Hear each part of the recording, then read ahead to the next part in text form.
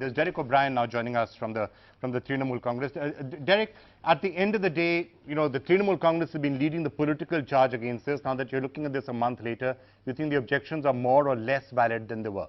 We had 2 points initially, and those were the two pillars. One was this is going to be an economic disaster, and number 2, she flagged within 2 hours that this is going to have millions of people are going to suffer. So on both issues, I think Mamta Di and Trinamool stand has been validated. But here it's not the question, Vikram, of who said it first or that we gave the first reaction. I think the scary part is there's been all kinds of twists and turns in the government, but nothing has really happened.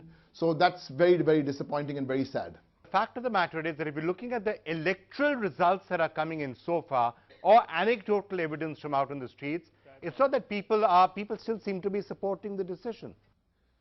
Vikram, I don't know which election you're talking about. There have been 2 Lok Sabha by-polls held within 10 days or 2 weeks after demonetization in Bengal. In one seat, we won by 5 lakh votes.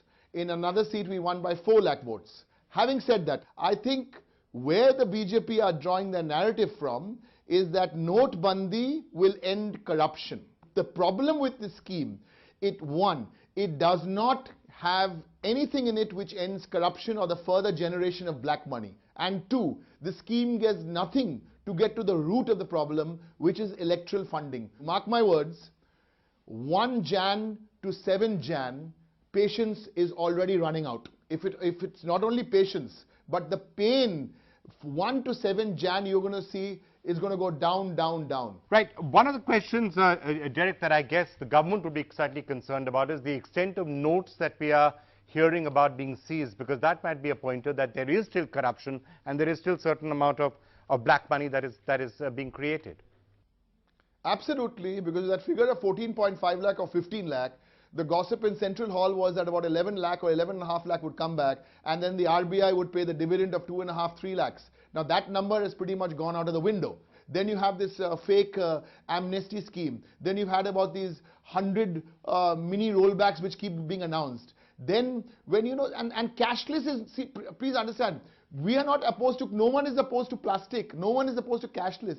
But when 4 out of 5 villages in India don't have a bank, when 95% of the debit cards in India are not used to transact any business, they're only used to withdraw cash. So these are the basic problems when connectivity is so poor. Now if you thought of all these issues, why weren't these issues addressed? And now you're coming up, I mean, this lottery scheme, glory be. I mean, you know, first, I mean, it is balloony to announce a lottery scheme in the middle of all this. Because it's like selling a refrigerator to an Eskimo. The plastic is not the solution. You have to get more currency notes out. The reality is, Vikram, it is not going to be solved in the next 3-4 months, because this will take at least another 7-8 months to get the currency back. So what has really happened is pink has become the new black.